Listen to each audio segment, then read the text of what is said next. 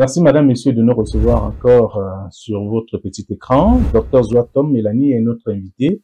Docteur, merci de nous accueillir chez vous. Merci, monsieur Dongo, d'avoir accepté cette invitation. Merci. Vous êtes gynécologue obstétricienne, spécialiste de la chirurgie endoscopique, qui englobe notamment la célioscopie et l'hystérioscopie. Vous êtes également diplômé d'échographie et de la prise en charge de l'infertilité du couple, c'est-à-dire des inséminations et de la FIV, la fécondation in vitro. C'est votre parcours ou alors j'ai oublié d'autres aspects? C'est exactement mon parcours, même si, il faut savoir qu'à la fin de ce parcours, j'ai couronné mes diplômes par un diplôme de prise en charge de grossesse à haut risque. Et quand on dit grossesse à haut risque, le plus souvent, il s'agit des femmes d'un âge très très avancé, donc après 45 ans, qui portent également des pathologies associées, notamment l'hypertension, le diabète. Voilà. Alors, dans un de vos domaines qui est de compétences, qui est notamment la FIV, la fécondation in vitro, nous avons observé durant tout le mois de juillet, peut-être vous n'étiez pas au courant. Alors, afin de mieux vivre également, surtout, comprendre un peu ce que vous faites. Comment comprendre cet engagement, docteur? Cet engagement commence par une passion pour la prise en charge de l'infertilité. Comment comprendre qu'il y ait des couples qui sont considérés comme stériles et comment y arriver. J'ai souhaité faire la gynécologie, c'est vrai, sur l'impulsion également d'un aîné qui pratiquait la gynécologie et je l'ai vu pratiquer avec beaucoup de passion. Alors, au cours de ma formation de gynécologie à Abidjan, parce qu'il faut savoir que après 7 ans d'études médicales couronnées par mon doctorat en médecine, il a fallu aller en Côte d'Ivoire effectuer mes études de gynécologie obstétrique. Et pendant mes études, j'ai été très frappée par ces dames, par ces couples qui étaient dans l'impossibilité d'avoir un enfant, chez qui on n'avait plus d'autres moyens, plus d'autres protocoles à leur proposer. Et j'étais frappée également par ces femmes chez qui on appelait, qui étaient traitées de frigides et d'infertiles, sans qu'on puisse avoir un diagnostic à poser. Ça m'a effectivement amené à dire, il faut aller plus loin. Il faut explorer assez ce domaine pour mieux comprendre comment prendre en charge ces femmes et mieux les édifier et surtout mieux les accompagner. Alors, vous n'étiez donc pas au courant que durant le mois de juillet, nous étions à vos trousses. Question de savoir un peu ce qui se passe, comment est-ce que vous gérez vos patients, j'allais dire ces femmes qui sont aujourd'hui considérées comme vos chouchous, parce que ce sont elles qui donnent la vie également, même si tout vient du Seigneur, on le sait également. Alors, ces moments n'ont pas été un long fleuve tranquille, on le sait également pour les familles, les mamans notamment, et surtout votre personnel qui est très dévoué. C'est très important dans la prise en charge des femmes. Vous savez que le parcours d'une femme dans le cadre de l'infertilité, c'est un parcours très difficile, émaillé de dépression, parce que en Afrique, la culture africaine demande à la femme de faire un enfant. Et quand il n'y a pas d'enfant, la femme est d'abord la première responsable de l'infertilité. Et à ce moment, il y a derrière toute une pression sociale, familiale, qui les amène à faire le tour. Et je crois que je suis surprise de savoir que vous avez été à nos trousses. Probablement, vous avez dû accompagner des couples ici, un couple ici, et vous avez pu voir ce que nous faisions.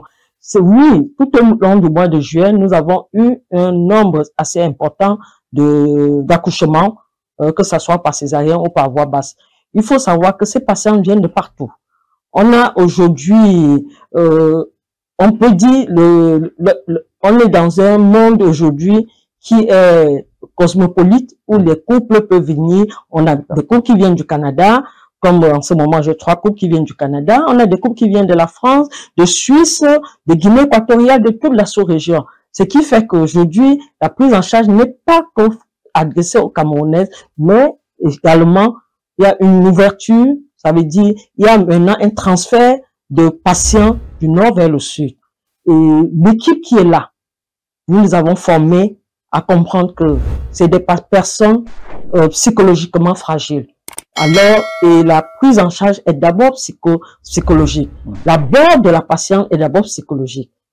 Si vous abordez une patiente en mettant l'accent que sur les procédures, les protocoles, procédures, vous voyez que le patient n'est plus avec vous. Par contre, si vous essayez d'amener le patient à gagner confiance, parce que ce sont des femmes qui ont perdu confiance en elles, qui ne se sentent plus femmes. Parce que ne pas donner vie veut dire quand même que ça veut dire quelque part, on n'est pas une femme comme les autres. Il faut les amener à avoir confiance en elles et savoir qu'il y a des possibilités pour elles, il y a des techniques qui sont adaptées pour chaque cas et pour chaque couple. Alors, on a vu que tout ça s'est passé dans une ambiance conviviale entre le personnel, également les patients. C'est quoi votre secret? Je crois, le secret derrière, dans la prise en charge des patients, il y a la passion pour le métier et également il y a l'empathie. C'est très important. Celui qui vient vers vous souffre. Vous devez d'abord avoir de l'empathie et ensuite de comprendre quel est son problème. Si vous n'avez pas d'empathie, et comme je disais, si vous êtes calqué sur les protocoles, sur les procédures qui représentent l'essentiel de la prise en charge, mais il faut avoir de l'empathie pour les couples qui souffrent. Et c'est de cette façon qu'on amène les couples à mettre sur pied. D'abord, nous créons une relation de confiance, de transfert de confiance entre le médecin et le patient. Ce qui amène le patient à mettre sur la table, à vous exposer leurs problèmes et parfois, c'est eux qui vous apportent la solution. Et c'est ce que souvent on oublie. Nous croyons que c'est nous les médecins qui détenons la solution. Non, nos patients nous apportent la solution à leurs problèmes. Et comme ils ne sont pas médecins, nous savons récupérer certains éléments qui nous apportent pour mieux les prendre en charge. Alors, dites-nous, combien de FIV vous avez réalisé durant le mois de juillet seulement? Je sais que c'est d'habitude, mais seulement le mois de juillet, il y a eu beaucoup de couples qui ont vu naître leurs enfants ici. C'est une question, excusez-moi, j'aurais du mal à répondre à la question. Mais il faut tout simplement, sachant que on a réalisé durant le mois de FIV une quinzaine de FIV. Donc, durant le mois de juillet, une quinzaine de FIV. Alors, c'est mieux par rapport à d'autres mois ou alors moins par rapport à d'autres mois? Les résultats vont varier. Les résultats vont varier en fonction de la population que vous avez face à vous. Il faut savoir que la femme jeune de moins de 28 ans avec un sperme normal sera à 60% de chance d'être enceinte. Mais lorsque vous avez des femmes qui viennent après 33 ans, 33, 34 ans, la réserve ovarienne commence déjà à prendre un coup. Et malgré la qualité du sperme, ces patients se retrouvent à 30% de chance d'avoir une grossesse. Il faut savoir que les anomalies spermatiques sévères, quel que soit l'âge de la patiente, malheureusement, réduisent les chances de grossesse parfois à moins de 10%. Vous voyez un peu quelle disparité y a-t-il entre le groupe de patients que vous avez face à vous. Et ce qui est surprenant, c'est quoi? Les femmes âgées, parce que le don aujourd'hui est reconnu au Cameroun, les femmes de plus de 44 ans, c'est elles qui portent le plus de grossesses, voire les grossesses gémellaires. Pourquoi? On se posera la question de savoir, mais pourquoi chez ces femmes âgées qui représentent la population avec le meilleur résultat, avec plus de succès, c'est parce que en don, ce sont les dons des ovocytes des femmes jeunes de moins de 25 ans. Et vous voyez que nous avons deux pôles, deux extrémités. Nous avons d'un côté des femmes très jeunes avec sperme normal, et de l'autre côté, nous avons des femmes âgées et qui reçoivent le don d'ovocytes, les jeunes femmes, ce qui leur donne à ces deux populations les mêmes chances de grossesse. Alors, dans l'opinion, il se dit beaucoup de choses. Que la FIV est un mythe. Voilà une réalité. Que dites-vous? C'est une réalité. C'est pas un mythe. Je suis chaque jour frappée et chaque jour émerveillée de voir ces bébés qui naissent. Parce que lorsque nous recevons les couples, il faut savoir que nous aussi, nous vivons un stress de savoir est-ce que nous pourrions trouver une solution? Où se situe le problème? Il arrive qu'on n'ait même pas de solution à leur problème. On n'a même pas trouvé la cause pour pouvoir apporter un traitement. Mais il faut savoir que la prise en charge des femmes est multifactorielle et et multidisciplinaire. Il faut mettre en route, il faut mettre sur la table tous les éléments. Jamais dans la précipitation. Parce que le drame dans la prise en charge des femmes, c'est que souvent, nous les médecins, nous n'avons pas du temps. Il faut prendre le temps qu'il faut, quitte à mettre à une date ultérieure l'exécution de cette FIV. Mais il faut savoir que le fait que je dise que c'est une réalité, c'est pourquoi. Quand nous regardons, depuis que nous avons commencé la fécondation in vitro, nous avons au moins, à bas mot, je crois que si je parle du nombre d'enfants, on a 300-400 bébés vivants à travers le monde. Je parle pas au Cameroun. Donc, imaginez, dans l'immensité des problèmes qu'on a, quand on arrive à sortir un couple avec une grossesse, c'est magnifique. Je parle de 400 naissances de bébés, je parle pas de grossesse, parce que sur 10 tests de grossesse positifs, vous aurez le tiers de ces grossesses vont évoluer jusqu'à la naissance d'enfants. Donc, je peux dire que vraiment, ce n'est pas un mythe, c'est une réalité. C'est donc une communauté. De toute façon, plus de 400 bébés nés sous vos auspices, c'est une belle opération, on va le dire peut-être aussi. Alors, est-ce que tout gynécologue en 12 ans, c'est pas pour, au mois de juillet, je veux dire en 12 ans d'exercice de PMA, j'ai aujourd'hui à mon actif environ 400 bébés. Ouais. La PMA, c'est la procréation médicalement assistée. Voilà. Alors, est-ce que tout gynécologue peut pratiquer la FIV? Ou alors, il y a une formation appropriée, laquelle par exemple? Question pertinente. Il faut savoir, et ça, le Cameroun a déjà pris les choses en main, il faut une formation. Il faut une formation, pourquoi? Parce que les couples qui viennent vers vous ont des problèmes divers et multiples. Chaque couple a un problème différent de celui de l'autre et doit avoir un protocole adapté. Il faut savoir que ce qui, malheureusement, est préjudiciable pour les patients, c'est d'avoir des protocoles types. On ne peut pas prendre en charge des patients en FIV avec des protocoles types. Il n'y en a pas.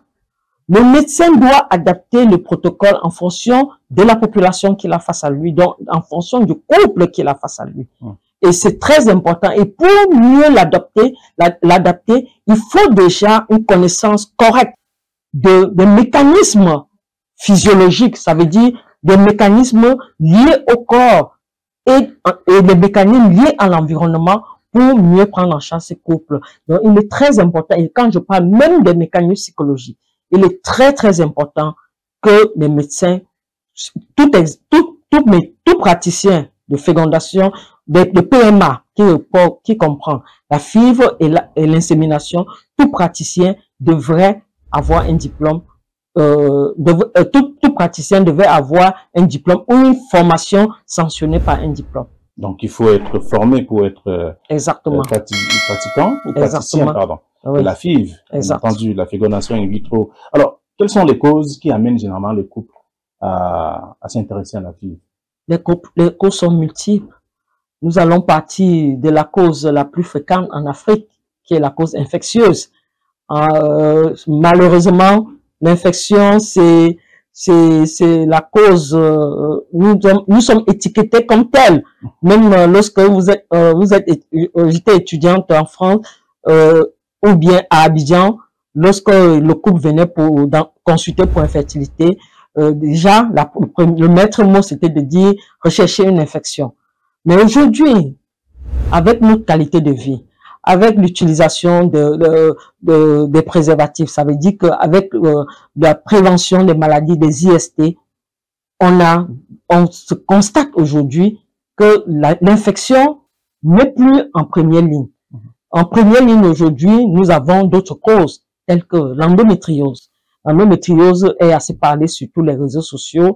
L'endométriose est une pathologie aujourd'hui, une maladie. C'est une maladie aujourd'hui qui est rentrée dans les maladies professionnelles même. Parce qu'une femme qui a l'endométriose, qui souffre de douleurs à tous les mois, chaque fois qu'elle a ses règles, à chaque cycle, et qui ne peut, avec ce qui va entraîner l'absentéisme au niveau de l'école, l'absentéisme au niveau du travail, et enfin, l'infertilité, couronnée par l'infertilité, lorsque la jeune fille est en âge de procréer ou souhaite avoir un enfant.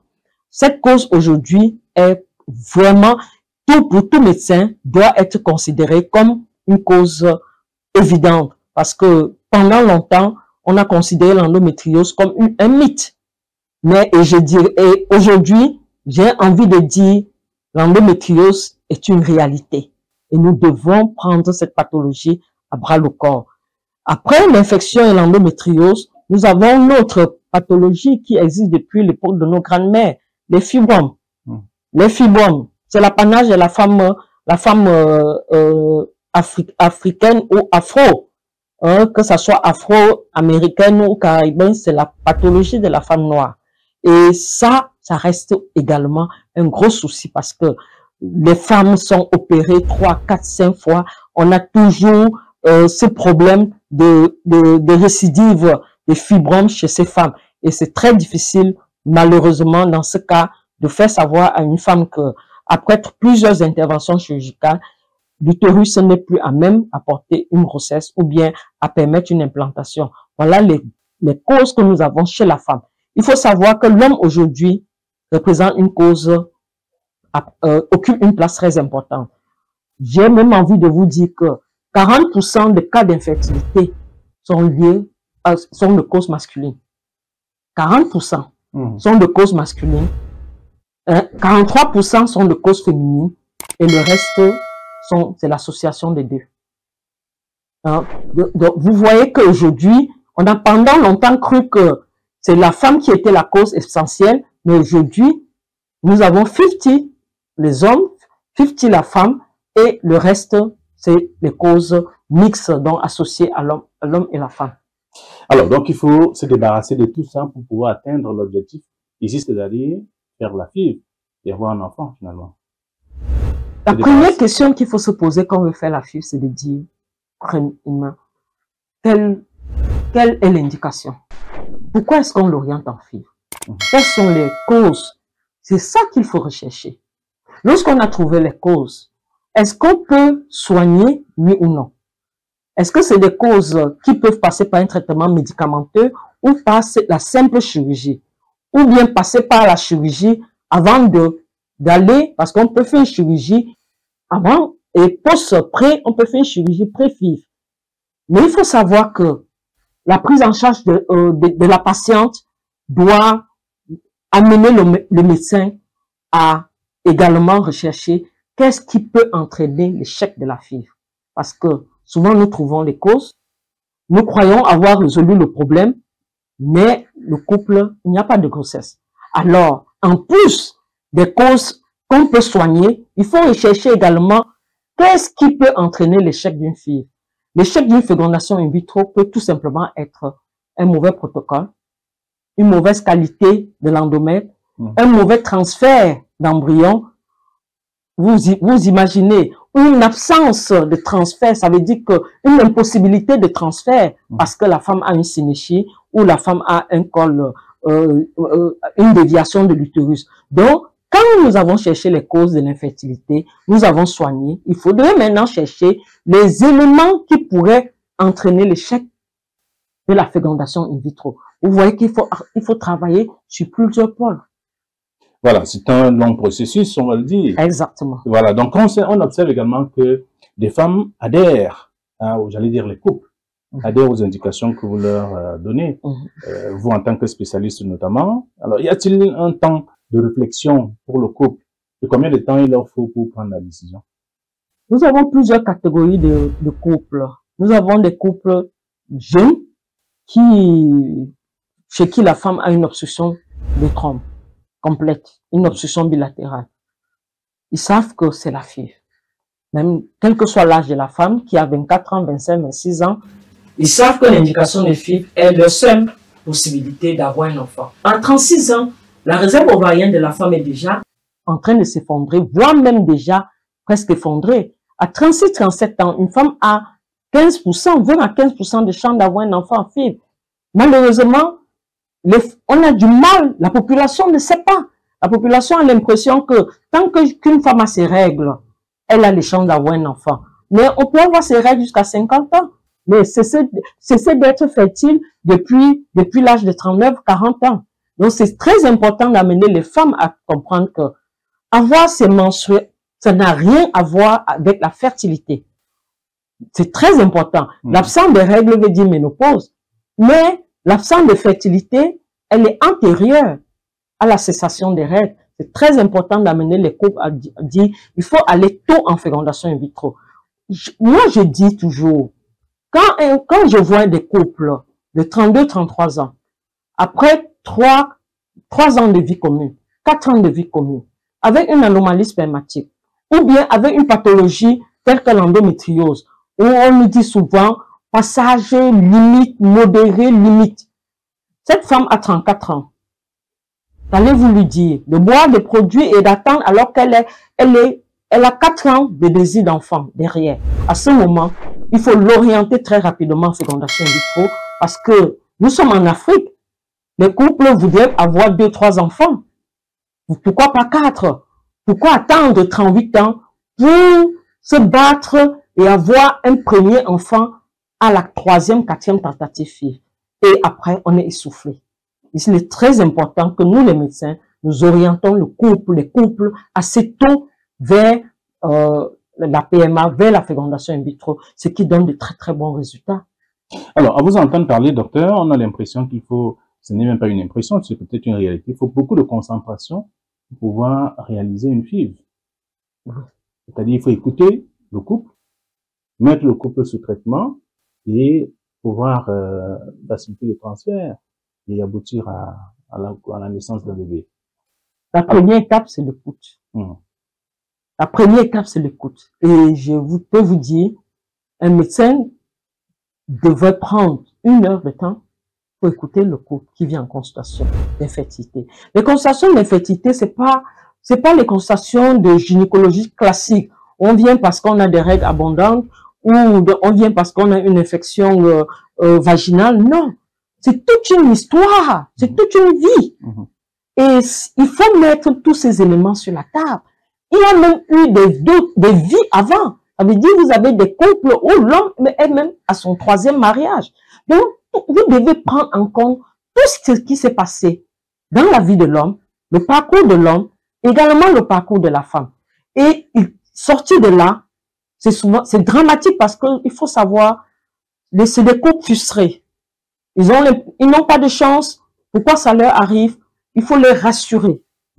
Il faut les rassurer, mais il faut les mettre face au problème et à leurs responsabilités. Il faut jamais donner l'impression au couple qu'on leur vend un protocole ou qu'il y a un protocole miracle. Il n'y a pas de protocole miracle, mais les protocoles sont adaptés à chaque problème. Alors, docteur, dites-nous, quel est l'âge moyen des femmes que vous suivez pour la FIV? Ici, par exemple. L'âge moyen des femmes suivies pour la FIV est de 35 ans. Mais il faut savoir qu'il y a des extrêmes. Les extrêmes, on a de 24 ans et on a de 55 ans. De 55 ans. Il faut savoir que il y a quelques années, on était assez mitigé de faire la FIV chez les femmes de 50 ans. Parce que on se disait les complications sur le plan obstétrical pouvaient mettre en jeu la vie de la mère et l'enfant.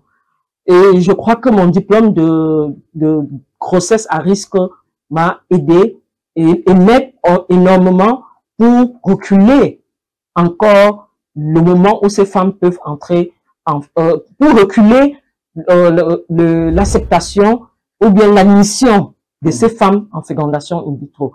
Et on est passé de 50 ans à 55 ans depuis quelque temps. Et je peux vous dire que nous avons une de 55 ans qui a fait des jumeaux il n'y a pas très longtemps. Et parce que derrière, il y a une prise en charge adaptée à son âge. D'accord. D'après nos recherches, des grands centres qui font aujourd'hui la FIV, basés hors du pays, par exemple, font en moyenne 30% de procréation. Qu'en est-il de votre centre? 30% de résultats? De résultats. Je crois qu'on revient sur la même question. La FIV en Afrique n'est pas, nous ne pratiquons pas la FIV comme ça se fait. Je parle en Afrique, c'est pas le même, on n'est pas dans le même environnement qu'en Europe. En Europe, tout est orchestré par des bilans, par un circuit qui est tel que le patient est passé comme au scanner. Ça veut dire, tant qu'on n'a pas tous les bilans sur la table, le patient lui-même n'est pas l'élément important. Ce qui est très important, c'est tous les examens. Dès qu'on a tous les examens, on peut s'asseoir dans son bureau et établir le protocole. Mais en Afrique, les patients n'ont pas les moyens pour faire les bilans, contrôle tous les 48 heures, faire des contrôles, faire des biopsies. On n'a pas les moyens. Ça veut dire que si vous voulez calquer le modèle européen, je crois que vous aurez beaucoup de patients qui, avant de démarrer leur FIV, n'auront plus les moyens pour entrer en FIV. À ce moment, les médecins en Afrique, on se mérite qu'il faut écouter beaucoup, énormément. Et deuxièmement, il faut rencontrer plus souvent les patients. Entre la première consultation, entre le moment où le couple entre en FIV, entre en FIV, et le moment où nous faisons le transfert d'embryon, je crois que ces patients ont été vus au moins 10 fois. Plus vous rencontrez les patients, plus vous étayez votre diagnostic et vous comprenez mieux où centrer votre prise en charge. Ça, c'est très important et ça nous aide à obtenir des résultats qui sont proches, qui sont superposés aux résultats qu'on obtient en Europe. Et j'ai même envie de dire que nous avons de très, très bons résultats. Je le dis avec beaucoup de modestie, nous avons de très, très bons résultats au Cameroun. Alors, qu'on peut dire qu'on a maîtrisé la situation en Afrique, au Cameroun. Aujourd'hui, la PMA, la fécondation in vitro, pour ceux qui pratiquent et qui sont formés, je crois que les jeunes aujourd'hui font du très bon travail et nous suivent les pas de leurs aînés.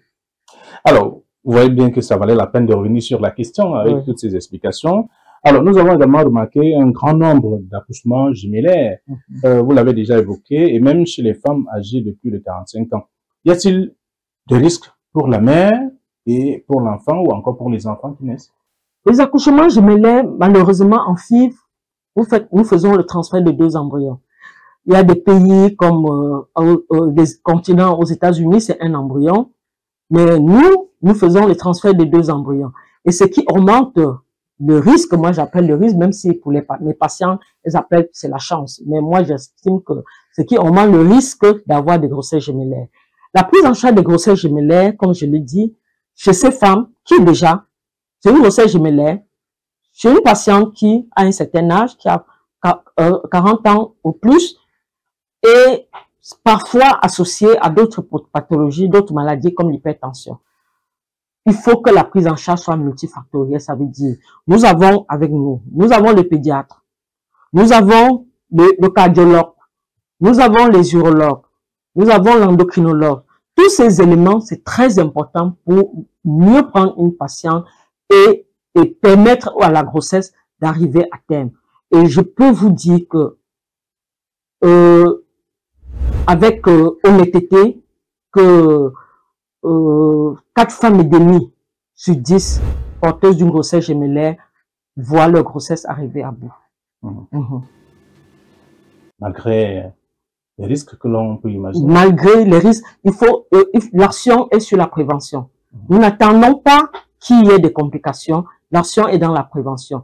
Chaque fois que nous avons une femme qui a un certain âge, qui a passé 40 ans, même si elle porte un bébé ou qui porte une grossesse gémellaire, les mécanismes de prévention doivent être mis. Il ne faut pas attendre qu'il y ait la maladie. Il ne faut pas attendre qu'on soit dans des complications, telles que les complications vasculaires qui sont les éclampsies, les prééclampsies. Il faut être dans la prévention. Il faut être dans la prévention également de risque de petit poids fœtal, parce qu'il faut savoir qu'à cet âge, les femmes sont plus exposées à faire des enfants de petit poids. Il faut également prévenir le risque d'avoir des enfants de petit poids fœtal. Il faut prévenir également, bien sûr, on appelle le retard de croissance. Prévenir également les souffrances fœtales, parce que chez certaines mamans à 50 ans, on a plus de risques d'avoir un bébé ayant souffert dans une souffrance fœtale ou de mort in utero. Donc, tout est dans la prévention. Et je crois qu'on n'aborde pas une femme de 45, de 50 ans, enceinte, comme la femme de 30 ans qui porte un bébé. Parce que celle de 45, 50 ans doit être médicalisée. C'est des grossesses assez médicalisées. Il faut le dire. C'est pas une grossesse qu'on porte au quartier et qu'on attend le terme pour aller accoucher. Assez médicalisée. Docteur, vous regardez souvent les journaux ou des émissions dans les télés et écoutez également dans des radios. Il y a vos aînés qui passent le temps à vanter ce qu'ils font au quotidien. Mais vous faites plus d'efficacité que ce qu'ils font, c'est-à-dire publicité. Ah. C'est quoi? Pourquoi vous ne voulez pas vous faire connaître comme ils le font? J'ai gardé en mémoire très longtemps un patron qui a dit un jour, qui m'a dit, la médecine en Afrique, au Cameroun, surtout au Cameroun, est très très compliquée. Il n'y a pas de place pour les jeunes. Et il m'a dit, ce que nous vous demandons, c'est un Algérien. Ce que nous demandons aux jeunes dans des conditions pareilles, c'est de travailler. Juste travailler. Et parce que vous allez travailler, vous aurez des résultats. Les patients viendront vers vous. Mais si vous commencez à parler de vous sans résultat, c'est la meilleure façon déjà de faire concurrence aux aînés et de malheureusement l'absence de résultats très rapidement vous donne une mauvaise presse. Donc, il est très important de travailler. Et je crois que chaque chose a son temps, en son temps. La publicité, ce n'est pas... La déontologie médicale refuse même la publicité. Il faut le dire. La déontologie médicale n'accepte pas la publicité. Le médecin est là pour utiliser les médias pour édifier sur les maladies, sur les pathologies, mais pas pour dire « je suis le meilleur en ça », je suis celui qui est mieux placé, à même de soigner telle maladie ou telle autre. Nous sommes juste là pour faire étayer certaines maladies, éduquer la population et amener également la population vers les soins nécessaires. Et il est très important, je mets encore l'accent dessus parce que les femmes sont convaincues qu'elles ne peuvent recourir à la FIV que lorsqu'elles ont 40 ans. Elles se disent, j'ai du temps. C'est à 40 ans, si je n'ai pas d'enfant, à 40 ans, j'irai faire la fécondation in vitro. Mais j'ai envie de leur dire, à 40 ans, ça commence à être tard, c'est même tard. Parce que il est très important d'amener des femmes à comprendre que la fécondation, les chances de succès en fécondation in vitro sont très très élevées chez les femmes jeunes. Plus la femme est jeune, plus elle a moins de 30 ans, lorsqu'elles ont moins de 30 ans, elles ont plus de chances d'avoir un enfant. Et il est très important, et ne pas rougir de dire à un jeune couple, ça veut dire à une femme de 26 ans, que l'indication de FIV est nécessaire, parce que on se dit souvent, c'est trop tôt de lui proposer une FIV, c'est peut-être mal vu de lui proposer une FIV. Non, il faut leur proposer la fécondation in vitro quand c'est nécessaire et le plus tôt possible. Donc il faut être efficace sans faire de publicité. Sans faire de publicité. Voilà. Alors, quel est le regard, c'est un exercice que je vous offre, ou que je vous propose, pardon. Et quel est le regard que vous portez sur le passé et l'avenir de la FIV au Cameroun? Il y a eu une très grande évolution. Je peux même dire qu'il y a eu un grand saut La FIV au Cameroun a démarré, je crois, ils ont eu leur premier bébé en 97. En 97, les aînés, les pionniers de la FIV au Cameroun, ils ont eu leur bébé en 97. 97, aujourd'hui, ça fait 26 ans. Et pendant 15 ans, c'était une équipe qui était assez bien constituée et très limitée. J'avais dit, c'était limité sur quelques personnes qui effectuaient la fécondation in vitro et qui étaient rompues dans ce domaine. Très rapidement, nous avons des jeunes qui partent se former et qui se forment essentiellement dans le domaine. Ça veut dire, j'ai accepté entrer en AMP parce qu'il était très important pour moi de comprendre tous les méandres de l'infertilité. Et pour comprendre tous les méandres de l'infertilité, il faut partir de la chirurgie à ce qu'on appelle à la grossesse spontanée ou à l'insémination, voire vers la fécondation in vitro. Et la chirurgie endoscopie a été également un maillon fort dans la prise en charge, dans la PMA, la prise en charge de l'infertilité, ou bien, je peux dire maillon fort pour avoir une efficacité dans la fécondation in vitro. L'introduction de la chirurgie endoscopie, notamment la cellule et l'hystéroscopie. Quand je rentrais en 2007, 2008, nous avons mis sur pied, dans une grande structure de la place, un bloc. Nous avons constitué une équipe forte pour prendre en charge sur le plan endoscopique ces patients qui étaient en échec de fécondation in vitro. Et ça a ouvert la porte. Je prends du cas de la ville de Douala. Yaoundé était déjà en avance depuis très longtemps. Avec grand professeur Kassia, ils étaient déjà en avance sur la chirurgie endoscopie. Mais au Cameroun, à Douala, ça allait encore un peu, c'était encore mitigé. Et dès que nous avons récupéré, pris ces patients, cette cohorte de patients qui étaient en échec FIV, après soit une celluloscopie ou une hystéroscopie, ces patients passés en fécondation in vitro, nous avons vu les résultats se multiplier par 2.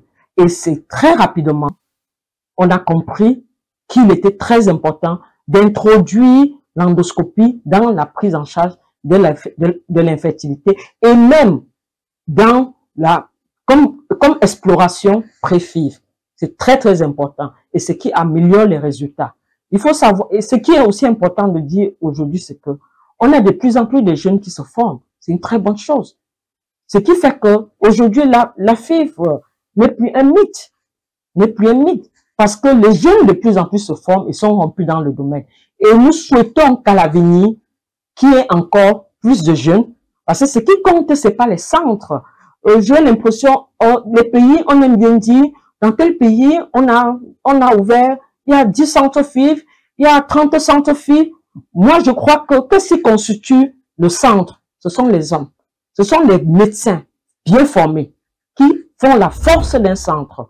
Et ça, tant qu'on n'aura pas des médecins bien formés, rompus dans le domaine, ouvrir les centres, ça ne sert à rien. Et je crois que, par contre, lorsqu'il y a un centre, s'il y a des pôles d'excellence, un centre qui peut constituer un pôle d'excellence avec des médecins bien formés, nous aurons de très très bons résultats. Et l'avenir aussi est vers d'autres techniques. Et c'est ce qui, malheureusement, aujourd'hui, nous manque, c'est le diagnostic préimplantatoire. Ça veut dire quoi? Notre rêve est que dans les années à venir, qu'on puisse faire d'abord un dépistage des anomalies chromosomiques sur les embryons, un dépistage des pathologies, des maladies hématologiques comme la drépanocytose sur les embryons pour les couples AS-AS sur les embryons avant le transfert. Ça sera une avancée pour la fécondation in vitro au Cameroun. Et je sais que ça va arriver. Les jeunes sont très motivés à aller se former. Alors, docteur Zouatan Mélanie, nous allons bientôt nous séparer. Je voudrais bien vous amener à vous souvenir du jour de votre naissance. C'est aujourd'hui. Pour vous souhaiter joyeux anniversaire. Oui. Merci. Merci. C'est bien mon anniversaire. Comment vous vous sentez? Eh non, je me sens beaucoup plus mature, plus sereine. Et je crois que quand je regarde derrière, j'ai quand même fait du chemin. Et j'ai encore, si Dieu le permet, des bonnes années devant moi pour exercer ce métier avec passion. Merci. Vous avez des jeunes à qui vous allez léguer vos connaissances, vous ne partirez pas avec tout ça. C'est même mon objectif premier, c'est de pouvoir léguer ce que j'ai appris aux jeunes. Et j'ai toujours dit, ma porte est ouverte. Ma porte est ouverte pour apprendre, pas pour venir prendre des protocoles et faire un copier-coller, non.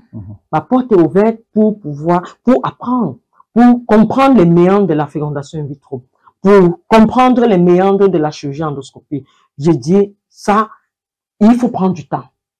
Le but n'est pas de passer 1 mois dans un centre et de dire, ou 2, 3 mois, et de dire, je pratique. Non. Parce que, en fait, je pourrais prendre même un radiologue et 2, 3 mois, il pourrait pratiquer. Mais est-ce que, en cas d'échec, est-ce qu'en cas de difficulté, il a toutes les aptitudes pour apporter une solution au couple? Non. Merci, docteur Mélanie Zoatam, d'avoir accepté cet entretien. On ne vous a pas embêté avec des questions? Pas du tout. Au contraire, ça a été un plaisir pour moi. Ça a été un plaisir. Merci beaucoup. Merci également à vous qui êtes restés à nous suivre tout au long de ce programme. Nous vous souhaitons une très bonne journée. Merci.